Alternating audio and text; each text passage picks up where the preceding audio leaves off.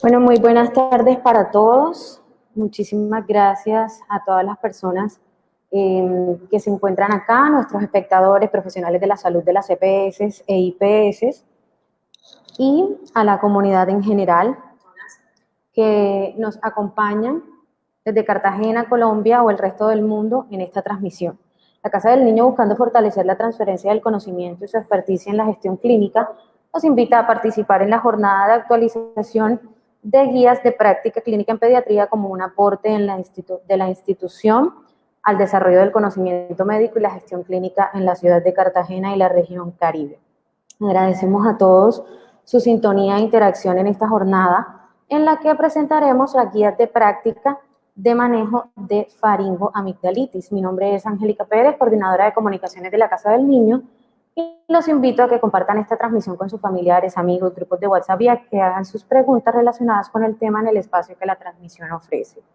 A continuación les voy a presentar a nuestra pediatra, la doctora Rosana Fortich. También nos acompaña la doctora Mónica Beltrán, residente de primer año de pediatría de la Universidad del SINU, quien rota actualmente en nuestro hospital.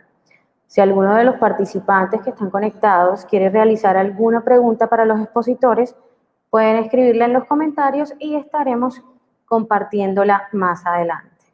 Bienvenidos.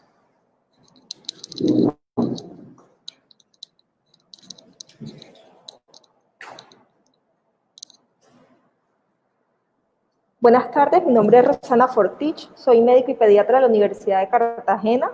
Realizamos la guía de faringoamigdalitis aguda en el segundo trimestre de este año. Fue presentada el día martes de esta semana y socializada en nuestra institución por varios expertos, servicio de infectología, servicio de otorrinos. Se revisaron múltiples guías y la idea del día de hoy es socializarlas para tener claridad sobre el diagnóstico y manejo y disminuir el uso irracional de antibióticos que estamos teniendo actualmente. Los dejo a continuación con la doctora Mónica Beltrán. La doctora Mónica Beltrán es residente de primer año de la Universidad del SINU, rotando actualmente en el servicio de urgencias de Casa del Niño para la socialización de la siguiente guía.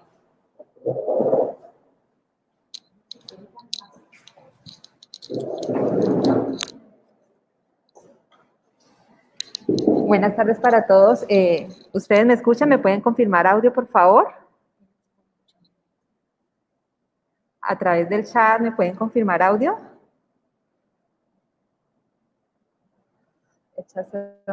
No, ellos están en vivo por el Facebook. Sí te están escuchando. Ah, de acuerdo. Bueno, mi nombre es Mónica Beltrán, soy residente de pediatría de la Universidad del SINU. Estoy adelantando actualmente mi rotación en el servicio de urgencias y pues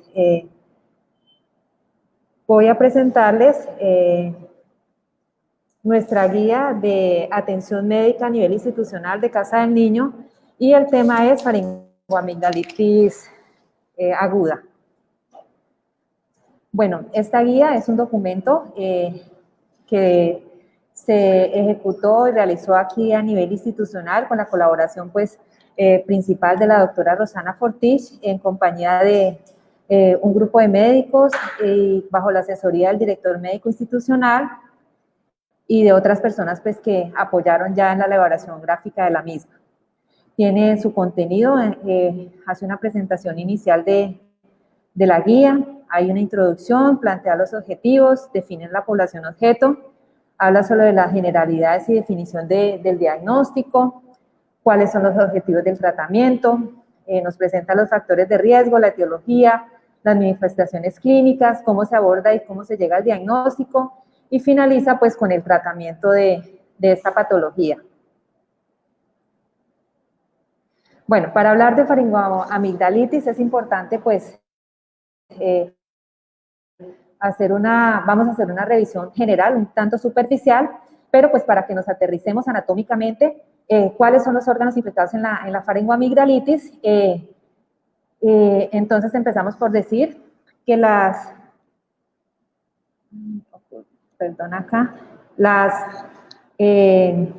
amígdalas, en este caso las amígdalas palatinas, que son las que vamos a revisar, las que están implicadas en la faringoamigdalitis, están inmersas en el denominado anillo de Waldeyer. El anillo de Waldeyer es una estructura anatómica que está formada por las 4 amígdalas. En la parte superior están las amígdalas adenoides, al superior y anterior. Un poquito más inferior a las adenoides se encuentran las 2 amígdalas tubáricas, ambas con configuración par. Posterior, inferior y a nivel de orofaringe vamos a encontrar las amígdalas palatinas, también que son pares. Y inferior a las amígdalas palatinas encontramos la amígdala lingual, que es única. Esta es toda la configuración anatómica del anillo de Waldeyer.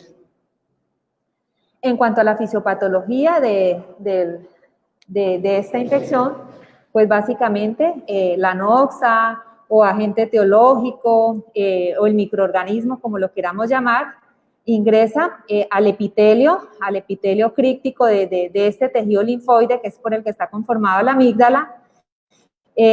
Aquí pues hay una célula, en este caso la vamos a denominar célula M o presentadora de antígeno, que casi siempre son macrófagos, interactúan. El resultado de esta interacción es la activación de otras células del sistema inmune. Hay una respuesta celular y humoral, pero básicamente la celular se da por la presencia de linfocitos T ayudadores o T helper, que lo que hacen en una fase inicial es la producción y activación de toda el eje inflamatorio, básicamente mediado por la presencia de interleuquinas 2, 4, 6 y los factores de necrosis tumoral, alfa y beta. Luego, pues posteriormente intervienen los linfocitos B y continúa este proceso inflamatorio con la activación de los macrófagos. Cuando pues resulta inefectiva esta respuesta inmune, es lo que ya estamos frente al proceso infeccioso de la faringoamigdalitis. ¿Cómo se define la faringoamigdalitis? Pues la faringoamigdalitis se define como un proceso agudo, tiene que ser agudo, febril, con inflamación de las mucosas del área faringoamigdalar, pudiendo presentar dentro de sus manifestaciones clínicas enrojecimiento o eritema o enantema, como lo queremos llamar, que es la coloración rojiza a nivel de las mucosas, a nivel de las amígdalas, con la presencia, en algunas ocasiones acompaña la presencia de exudado o la presencia de úlceras o la presencia de vesículas a este nivel. La mayoría de estos casos, de estos procesos infecciosos, está ocasionado por virus. Siempre la infección viral pues tiene un componente más limitado si lo comparamos con otras etiologías. El adenovirus es el más frecuentemente implicado en su aparición. Y en cuanto a la etiología bacteriana, cobra toda la relevancia, usualmente el estreptococo beta-hemolítico del grupo A, Opiógenes, que es el más frecuente. Bueno, continuando con los aspectos epidemiológicos de la faringoamigdalitis aguda, es el primer diagnóstico por el cual recetamos antibióticos de forma errónea o de forma equivocada. Esto es importante resaltarlos porque estadísticamente vemos acá el 85% de los casos de amigdalitis se da básicamente por virus y pues por supuesto no requieren de terapia antibiótica, el manejo es básicamente sintomático. En cuanto a la transmisión, es favorecida, entre otros factores, por el hacinamiento, el contacto íntimo y estrecho, por ejemplo, en colegios y otras instituciones cerradas. Tiene un periodo de incubación de alrededor de 12 horas y hasta 4 días una vez ocurre el contagio. La incidencia de faringitis por etiología gonocóxica es alta entre los adolescentes y entre los adultos jóvenes y tiene como principal vía pues de infección, el contacto urogenital, es decir, a través de relaciones sexuales. Y cuando se identifica esta etiología, la etiología gonocócica, en niños en edad en preadolescentes o escolares, pues siempre hay que sospechar del abuso sexual como una causa de este hallazgo. En cuanto a nuestro esquema de vacunación, el uso del toxoide diftérico ha permitido que se baje la incidencia de faringitis por esta causa. No obstante, se han identificado brotes, presencia de casos en países cercanos, Perú, Venezuela, Brasil, que hace que estemos en alerta y expectantes frente a posibles casos que se nos presenten aquí a nivel local, dado pues los fenómenos de migración y las cercanías a estos países. En cuanto pues a los episodios epidémicos, el estreptococos del grupo C es el más frecuentemente relacionado y básicamente obedece a la ingesta de alimentos que están contaminados. Bueno, en cuanto a los factores de riesgo, pues son diversos para la presentación o aparición de la faringoamigdalitis. Como principal factor de riesgo, vemos acá en la imagen el hacinamiento, ya lo mencionábamos, el contacto estrecho favorece la transmisión viral y la consecuente infección. También está la exposición a humo. Si bien el niño no es fumador, sí lleva toda la carga de la enfermedad ocasionada por la cercanía de personas que fuman. También es un factor de riesgo la presencia de aquellos casos que se denominan como portadores crónicos asintomáticos del estreptococo beta-hemolítico del grupo A, es un factor de riesgo pues predisponente para esta enfermedad. Las personas, los niños obesos, aquellos que sufren de síndrome de apnea obstructiva del sueño, están también predispuestos a esta enfermedad.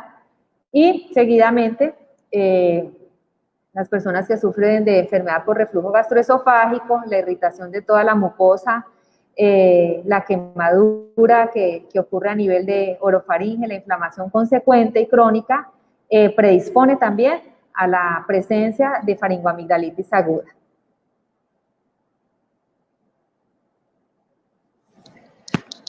Bueno, en cuanto a la etiología, ya lo mencionábamos, los virus son el causante de alrededor del 85% de todos los casos que se presentan de faringoamigdalitis en la población pediátrica. Entre ellos, entre los virus pues, más frecuentemente relacionados están todos los rinovirus, coronavirus, que está de moda ahorita con esta pandemia que estamos atravesando por COVID, los adenovirus, puntualmente los tipos 17, 9, 14, 16 y 21, algunas para influenza, también encontramos hipersimples, los Coxsackie de tipo A y B, los virus del Epstein-Barr, citomegalovirus y también se encuentra el VIH. En cuanto a las bacterias, el estreptococo beta-hemolítico del grupo A es el más importante y es aquel que está dirigida pues toda la terapia y el manejo que vamos a ver más adelante es en función de este germen. No obstante, también hay otras bacterias implicadas como micoplasma, algunos arcanobacterios hemolíticos, la clamidia, neisseria, algunos anaerobios. La presentación de anaerobios es extremadamente rara, mencionan en la literatura que menos del 2%, pero pues no la podemos descartar. También hay otros mucho más raros, inclusive menos del 1%, con bacterias como Yersinia enterocolítica, la Yersinia pestis y la Francisella tularensis. En cuanto a la faringoamigdalitis aguda, pero no por causas infecciosas, tenemos enfermedades de tipo inmune, como la enfermedad de Kawasaki. Tenemos también una condición que es muy rara, pero que también se puede presentar, y son estos pacientes que quedan con exudados a nivel de faringe posterior a la realización de adenoamigdalectomía, se tienen considerados estos casos.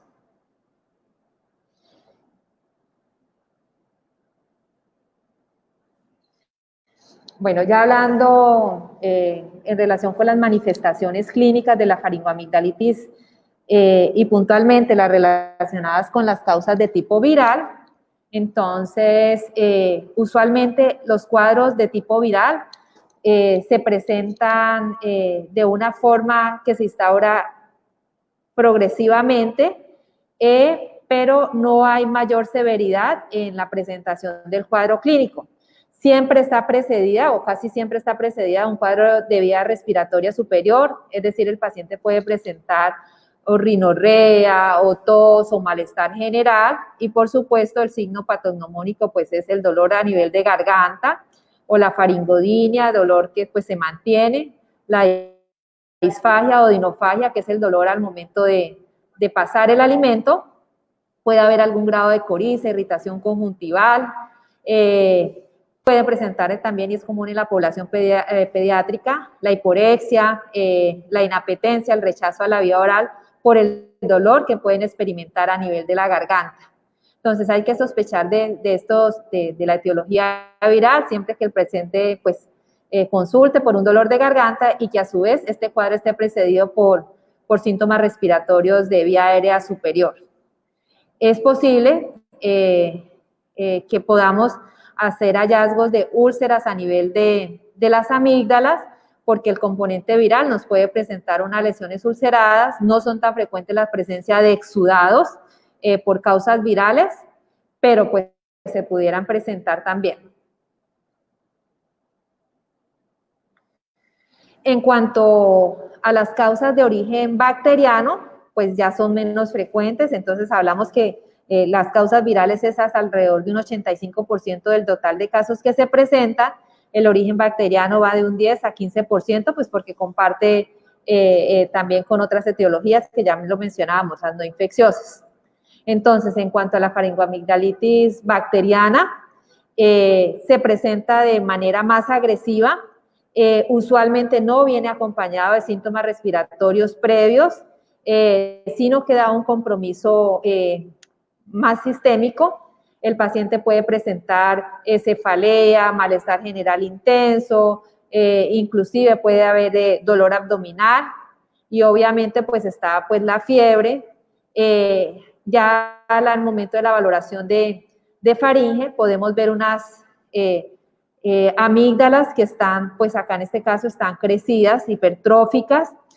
Podemos ver la presencia de exudado o de lesiones en conglomerado tipo placa, blanquecinas, que son compatibles pues con infección a ese nivel, y nos ayuda y nos orienta en el diagnóstico la presencia de adenopatías a nivel cervical anterior o submandibular, que lo que habla pues es que hay un proceso de respuesta inflamatoria a ese nivel. Siempre van a estar dolorosas, siempre superiores, lo mencionan ahí, superiores a 1 centímetro, de manera tal que se convierte en esta triada, la fiebre, el dolor de garganta con presencia de placas y la presencia de adenopatías como las características usuales frente a una faringoamigdalitis bacteriana. Es poco frecuente la faringoamigdalitis bacteriana si la comparamos con la etiología viral. No obstante, y lo mencionamos al inicio de la charla, se convierten en la primera causa, este diagnóstico se convierte en la primera causa de uso inadecuado, equivocado de antibióticos, y que lo que genera de manera consecuente, pues es, ya lo sabemos, y nos enfrentamos a las resistencias bacterianas. Entonces, para recordar, la fiebre, el dolor de garganta, la presencia de adenopatías cervicales anteriores dolorosas nos configuran el cuadro de faringoamigdalitis de posible etiología bacteriana. Si se le adiciona que está la presencia de placas y exudados, pues nos ayuda a corroborar aún más el diagnóstico, y pues a diferencia de las virales, usualmente los cuadros no están precedidos de manifestaciones a nivel de vía respiratoria superior.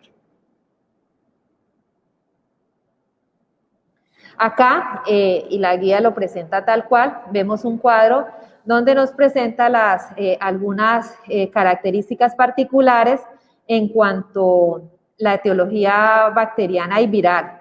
Entonces, en cuanto a la edad, debemos de sospechar en etiologías virales en los menores de 4 años, para etiologías bacterianas, pues en los mayores de esta edad. Esto tiene una explicación muy precisa, hablando desde la fisiopatología. Resulta que en las amígdalas solo se expresan los receptores para estreptococos, es decir, para etiología bacteriana, a partir de los 4 años. De manera tal que la infección de tipo bacteriano en menores de 5 años es casi que nula. No obstante, se puede presentar, pero realmente no es frecuente. Es decir, en los procesos de faringoamigdalitis en el menor de 4 o 5 años no requieren de manejo antibiótico. En cuanto a la instauración de toda la sintomatología, ya lo mencionábamos, en el cuadro viral es un poco más gradual, está usualmente precedida de síntomas respiratorios de vía superior. En cuanto a la etiología bacteriana, su instauración es súbita, es un poco más agresiva. Respecto a los síntomas, la viral y bacteriana comparten entonces el dolor de garganta o dinofagia, comparten la fiebre, pero pues en la bacteriana siempre la fiebre se da con mayores temperaturas si lo comparamos, pudiendo superar los 39,5. Se supone que a nivel bacteriano la dinofagia es más severa y hay compromiso de otros sistemas. En cuanto a la presencia de otros síntomas, en la viral, volvemos a insistir, presencia de síntomas respiratorios en vía superior, puede haber tos, puede haber conjuntivitis, puede haber algún grave malestar general, acá mencionan hasta diarrea, en fin, ustedes saben que la población pediátrica hace síntomas diferentes y particulares en relación con el resto de población. En cuanto a la presencia de otros síntomas en la etiología bacteriana, también tenemos mayor compromiso general, entonces puede haber cefalea, vómitos, náuseas, el eritema es más marcado al momento de hacer la valoración. En cuanto a la presencia de lesiones como tal en las amígdalas, puede haber algún grado exudado a nivel viral, están congestivas, pero en el compromiso bacteriano la inflamación es severa, es marcada, siempre hay exudado. Pueden haber placas en la etiología bacteriana. En cuanto a la presencia de adenopatías, en la presentación viral pueden haber múltiples y pequeñas, en la bacteriana usualmente son grandes y son dolorosas al momento de hacer la palpación a nivel cervical anterior. Otras particularidades y hay características específicas dependiendo del tipo de infección. Aquí pues vemos 3 tipos de virus en cuanto a la etiología, cuando podemos sospechar, por ejemplo, por Coxsackie. Recordemos que Coxsackie A es el agente etiológico de síndrome mano-pie-boca, donde entonces si el paciente llega y hay un compromiso a nivel de faringe, llega por dolor de garganta, ¿cuándo podemos sospecharlo?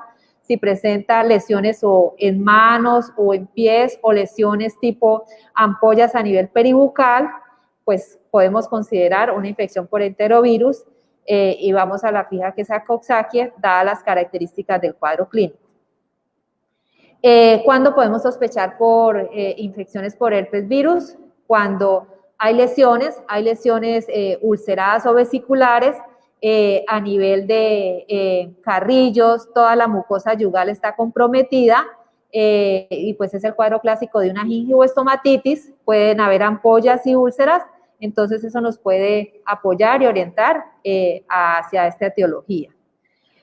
En cuanto al virus del Epstein-Barr, dice pues esta es una de las etiologías virales más agresivas.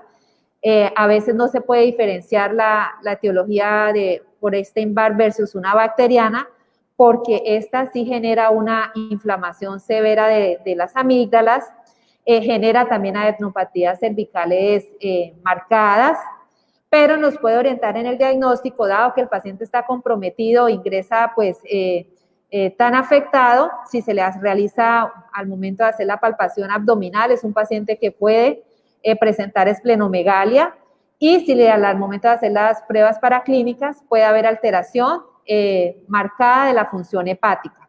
Entonces sería característico en este virus pues toda la sintomatología, adicionándole la esplenomegalia y la alteración en las pruebas de función hepática.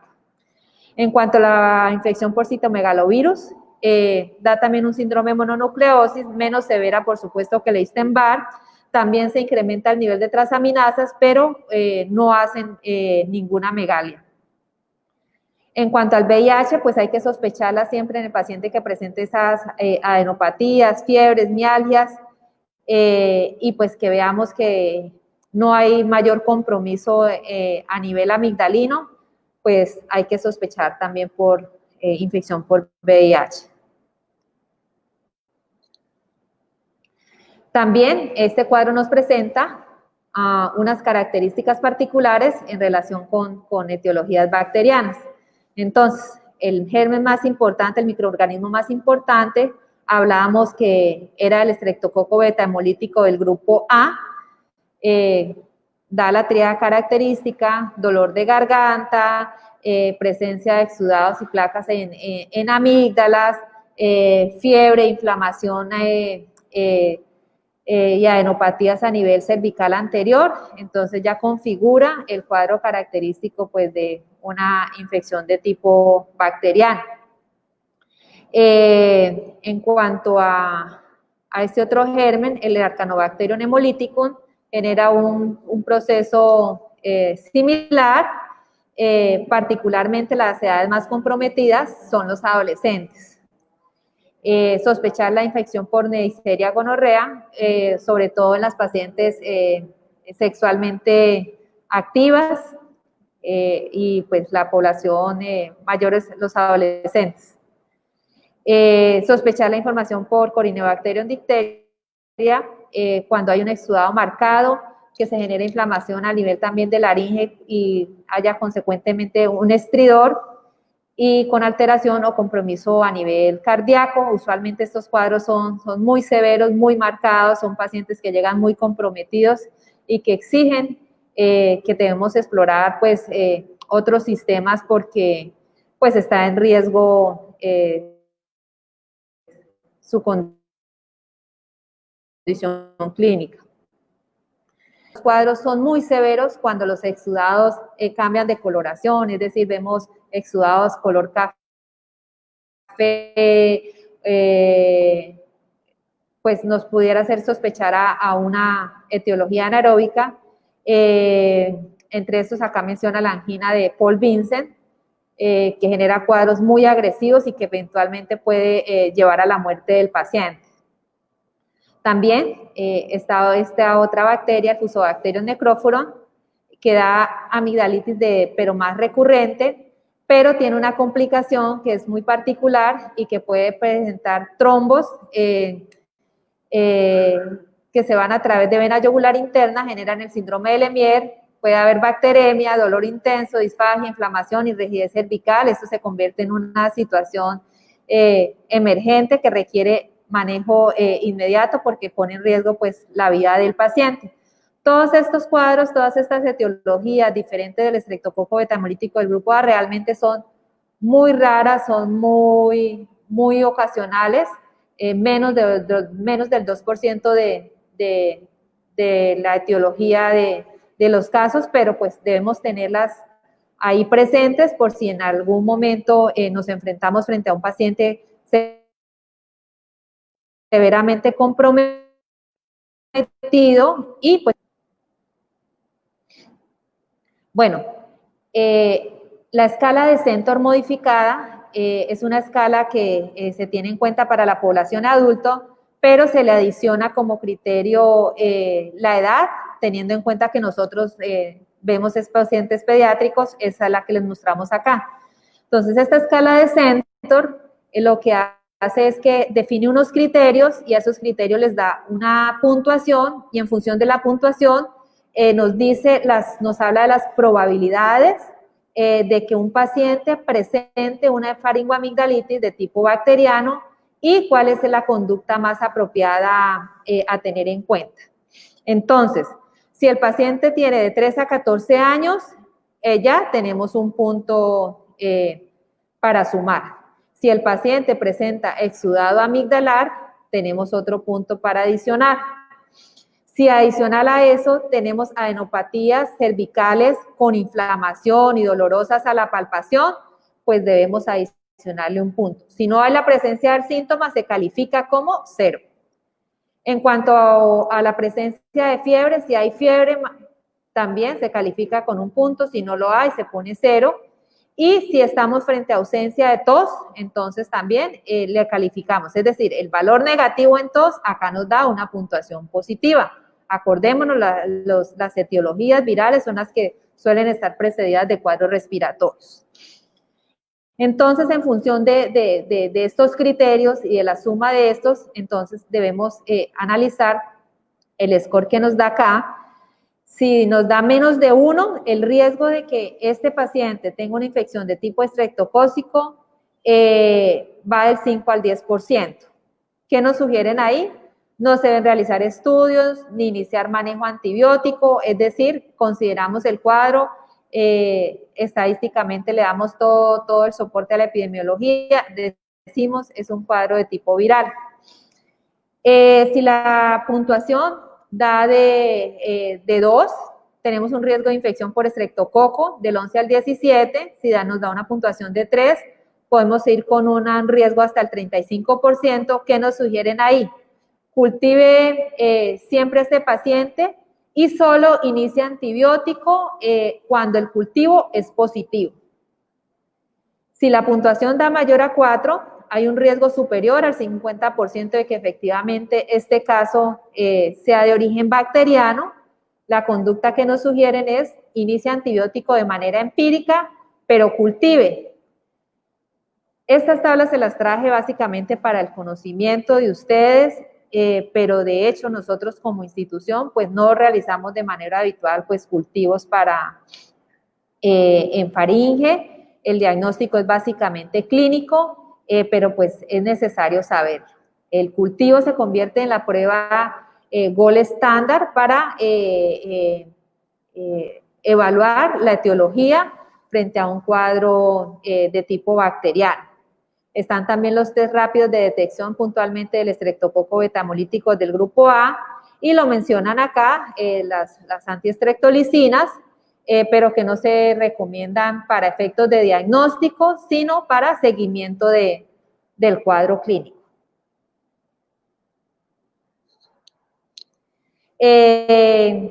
Una vez ya tenemos la orientación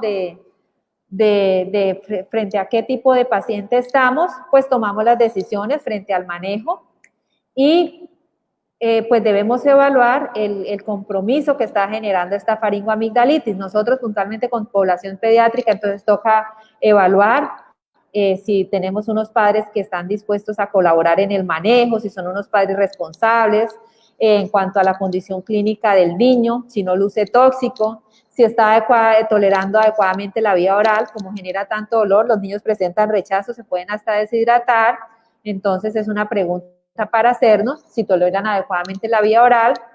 Si no presentan otras complicaciones asociadas, entonces, por supuesto, es un paciente al que se le da manejo ambulatorio. ¿Qué paciente requiere de manejo intrahospitalario? Pues es un paciente que tiene mayor compromiso no solo a nivel de su faringe, sino tiene compromiso sistémico, si presenta alguna comorbilidad, si efectivamente ha hecho alergias y recurrencias del cuadro, si presenta alguna complicación asociada a la faringoamigdalitis, si hay rechazo a la vía oral, o si el niño tiene un antecedente de fiebre reumática, también se puede considerar el manejo intrahospitalario, y se le adiciona otro, y es si tiene dificultades de acceso a la atención en un servicio de salud, se debe considerar también el manejo intrahospitalario. Esto es potestad pues del médico, del personal de salud que está tratando el caso, y es quien toma las decisiones al respecto, que es lo más favorable para el menor que está atendiendo. Tal vez esta se convierte en la diapositiva más importante, y aquí pues les presentamos el tratamiento antibiótico. Esta guía pues se basó en una guía de la Asociación Colombiana de Otorrino, actualizada recientemente. Entonces, esto es lo que debe pues quedar claro en esta charla. Si bien es cierto, ya nos orientamos en cuanto al diagnóstico, que la mayoría de casos son de tipo viral, que solo una mínima proporción es de etiología bacteriana, que la bacteriana no se debe sospechar en el menor de 4 o 5 años. Cuando configuramos el caso de faringitis bacteriana, faringoamigdalitis bacteriana, perdón, pues debemos establecer un tratamiento. Entonces hay 4 tipos de casos frente a los que nos podemos ver enfrentados en la consulta. Entonces, tenemos el caso de que ya epidemiológicamente y por el cuadro clínico nos enfrentamos frente a una faringoamigdalitis por estreptococo betamolítico del grupo A. ¿Cuál es el manejo ideal? Entonces, tenemos acá la penicilina B. La idea es que se administra tratamiento durante 7 a 10 días. Infortunadamente, pues el PEMBK está agotado en este momento. Nos queda como primera línea la amoxicilina. La amoxicilina se maneja a dosis bajas y podemos llevarla de 40 a 50 miligramos kilo día. Siempre el tratamiento lo hacemos mínimo por 7 días. Idealmente se debe llevar a 10 días. Y pues no debe haber ninguna duda frente a los días de tratamiento antibiótico. Tenemos otro tipo de pacientes, que es el paciente que se considera que ha fallado en el tratamiento, es decir, iniciamos la amoxicilina y por alguna circunstancia o no se administró bien y no funcionó, o algo ocurrió, entonces tenemos que considerar la falla del tratamiento y iniciar otro manejo. Entonces, se le adiciona acá a la amoxicilina, ya no damos amoxicilina solita, sino que le adicionamos amoxicilina más ácido clavulónico y se da en dosis de 80 a 90 miligramos por kilo día cada 8 horas y siempre la llevamos la terapia hasta los 7 a 10 días. Otra opción es el cefadroxilo, que se maneja 30 miligramos por kilo día cada 12 horas por 7 a 10 días, y también está la clindamicina. Puntualmente con el cefadroxilo y cuando se socializó la charla aquí a nivel institucional, el infectólogo de acá de la institución, el doctor Pinzón, nos dijo pues que este se convertía en la fórmula más favorable e ideal, considerando que el cefadroxilo solo se reparte en 2 dosis y que pues es más cómodo para efectos de administración del medicamento. Pero finalmente cualquiera puede funcionar, o amoxicilina, o cefadroxilo, o clindamicina, pero pues ustedes ya saben alguna de los efectos relacionados con la clindamicina y son las sintomatología a nivel gastrointestinal.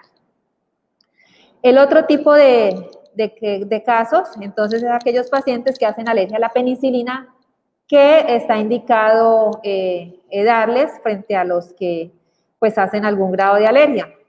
Entonces, como primera opción, tenemos nuevamente el cefadroxilo, que se reparte en 2 dosis, siempre llevando la terapia hasta el día 7 o 10, seguido por la cefalexina. Esos son los de primera elección.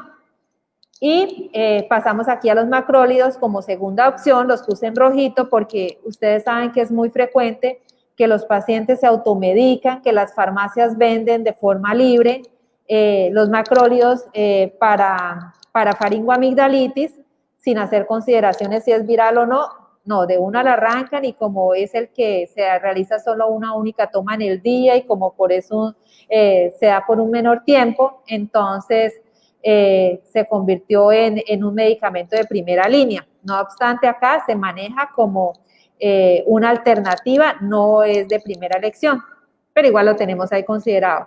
La citromicina y la claritromicina. También está pues la clindamicina, siempre también llevada a 10 días. Otro tipo de pacientes es aquellos que definitivamente por alguna circunstancia tienen intolerancia digestiva a los antibióticos vía oral, o tienen algún problema o dificultades para su administración. Entonces son esos pacientes, se les recomienda pues la vía intramuscular. Ojo, no es primera opción, nunca la vía intramuscular, la penicilina benzatínica nunca será primera opción. El estreptococo betamolítico responde muy bien a la terapia vía oral si se maneja de manera adecuada. pero si por alguna circunstancia ustedes se enfrentan a este tipo de pacientes, pues la dosis va en función del peso, si es mayor o menor de 30 kilos, se administra una dosis de penicilina benzatínica, en el menor de 30 kilos, 600.000 unidades, en el mayor de 30 kilos, 1.200.000 unidades. Recuerden, para la etiología viral, pues solo se hace manejo de los síntomas y pues aquí recomiendan ibuprofeno o acetaminofén por horario, de acuerdo a la presencia de los síntomas, la ingesta de abundantes líquidos, el reposo, la hidratación permanente, es importante.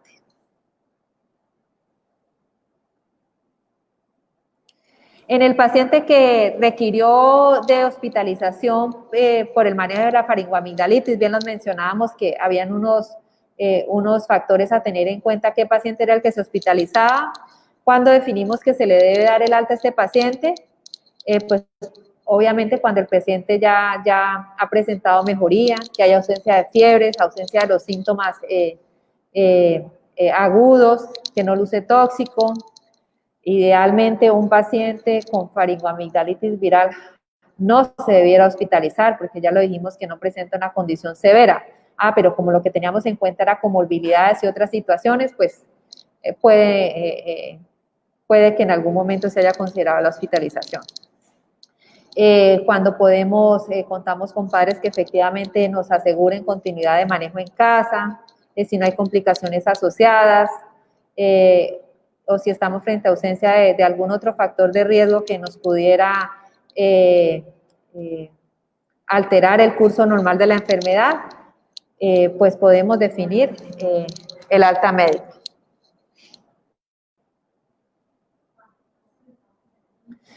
Acá les muestro a ustedes también, y lo tiene considerada pues la guía, los criterios de Paradise para realización de amigdalectomía. Estos son unos criterios pues que básicamente y quedaría pues a cargo del servicio de otorrino, y no es otra cosa que evaluar y definir claramente la presencia, la sintomatología y los cuadros de faringoamigdalitis que presenta un paciente a través del tiempo. Entonces, el primer criterio, cuánta es la frecuencia mínima de esos episodios de dolor en garganta. Habla de 7 o más episodios en el último año, de 5 o más episodios en los últimos 2 años, o de 3 o más episodios en los últimos 3 años. Si adicional a esta odinofagia, si el paciente presenta fiebre, o si presenta adenopatías cervicales dolorosas o mayores de 2 centímetros, si hay presencia de exudados a nivel amigdalino, o si en alguno de esos episodios de infección se le hizo cultivo y este resultó positivo para estreptococo betamolíticos, pues también se tiene en cuenta y se le da su puntuación. Si requirió tratamiento y se le administró pues antibióticos a dosis convencionales por la infección, se tiene también en cuenta. Y si finalmente estos episodios no están lo suficientemente documentados, pues se recomienda al médico tratante evaluar cuando lo presente y defina el caso. ¿Cuándo están indicados? O sí se realiza la amigdalectomía, pese a que ahora el tratamiento es más conservador, definitivamente se debe considerar cuando pues genera obstrucción crónica de la vía aérea superior y cuando se ha presentado más de un episodio de absceso periamigdalino. Ojo, más de un episodio. Antes, con un único episodio, de una vez se trataba, se hacía impregnación antibiótica y se consideraba la amigdalectomía. Ahora no. Más de un episodio se considera la amigdalectomía. En cuanto a las complicaciones de un proceso de faringoamigdalitis aguda, usualmente las que se complican son las de etiología bacteriana, pero pues aquí está el absceso periamigdalino, que ya lo acabamos de mencionar, abscesos retrofaríngeos, la adenitis piógena, está la artritis séptica, sinusitis, otitis, todas las estructuras que quedan cercanas a faringe, pues se van a ver comprometidas, mastoiditis, el síndrome de Lemierre, que ya hablábamos, que era la trombosis por émbolos pues, sépticos asociados a esta infección, las neumonías, cuadros francos de sepsis, endocarditis, fascitis necrosante, hasta empiemas subdurales se pueden presentar por complicaciones de faringoamigdalitis. Dentro de las no supurativas está pues la fiebre reumática, artritis reactivas, la glomerulonefritis estreptocóxica, choque tóxico y corea de Sydenham. Otro aspecto importante entonces, uno era la orientación frente al cuadro clínico, el segundo, el tratamiento ideal, y que pues se convierte también en un aspecto importante y es su prevención, prevenir la faringoamigdalitis. Es muy fácil y muy sencillo y a veces se nos olvida orientarlo en nuestra consulta, pero debemos ser incisivos con las medidas para su prevención, pues porque esto garantiza que nuestros niños se incapaciten menos. Entonces, debemos verificar si efectivamente está vacunado contra influenza. Sí, acuérdense que en las etiologías virales vimos allá que entre las etiologías se consideraba la influenza como frecuentemente asociada, la higiene nasal adecuada, el no compartir utensilios ni alimentos cuando el paciente está frente a un proceso de faringoamigdalitis, el uso del tapabocas, el adecuado lavado de manos y la indicación y prescripción correcta de antibióticos solo en los casos en que estemos frente a una faringoamigdalitis bacteriana. De esta forma, pues vamos a prevenir la incidencia de esta enfermedad.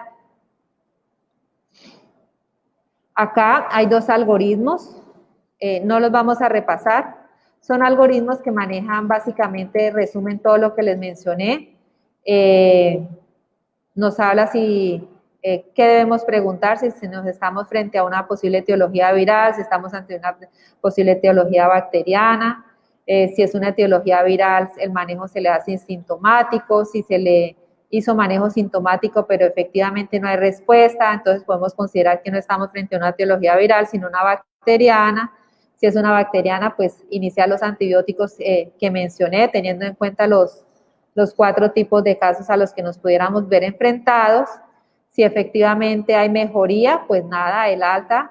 Si no hay mejoría, considerar los gérmenes atípicos o que no son tan frecuentes y pues orientar frente a otra posibilidad diagnóstica diferente a la faringoamigdalitis aguda. Bueno, eso era todo, los que le queríamos presentar. Si hay alguna pregunta, alguna inquietud, pues las podemos resolver. Muchas gracias. Doctora, preguntan si es necesario colocarle antibiótico de entrada al tratamiento de faringoamigdalitis. Bueno, para la persona que nos está preguntando, hay que contextualizar. Lo mencionábamos que la mayoría de los casos, y hasta un 85%, son las causas virales. Es decir, de 100 casos que nos pudieran llegar, 85 son virales. No se recomienda el uso de antibióticos, no, no. Abrimos la charla diciendo que la faringoamigdalitis es el diagnóstico que se lleva el mayor uso inadecuado de antibióticos. Entonces, a la persona que nos está preguntando, si usted configura que es un caso bacteriano, sí requiere antibiótico, pero estadísticamente no lo o sea, es decir, la prevalencia no lo va a apoyar frente a una etiología bacteriana. Entonces, yo lo invitaría a que replanteara si se configura el cuadro asociado y que pudiera presentarse una etiología bacteriana, inícielo. Pero si no, o si está frente a la duda, no lo inicien. Doctora, ¿cómo puedo percibir que no es una amigdalitis normal o una rasquiña en la garganta, sino faringoamigdalitis? ¿Cuáles son los signos o síntomas?